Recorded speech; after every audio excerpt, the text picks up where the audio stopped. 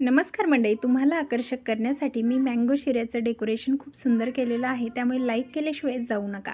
इथे आपण मँगो शिऱ्याचं साहित्य घेतलेलं आहे। आता या पातेल्यामध्ये अर्धा कप दूध आणि अर्धा कप पाणी घालायचं आणि उकळण्यासाठी ठेवायचं आहे। आता इथे आपण हे उकळायला ठेवलं, दुसऱ्या गॅसवरती पॅन ठेवला, त्यामध्ये तूप घालून घ्यायचं। आता इथे पोहे खायचे 4 चमचे हे तूप असेल, तर आता हे तूप आपण घातल्यानंतर मेल्ट झालं की त्यामध्ये 1 वाटी रवा घालून घ्यायचा। रवा भाजण्यासाठी 4 मिनिटं लागली। नंतर आपल्याला हे उकळलेलं पाणी दूध घालून घ्यायचं।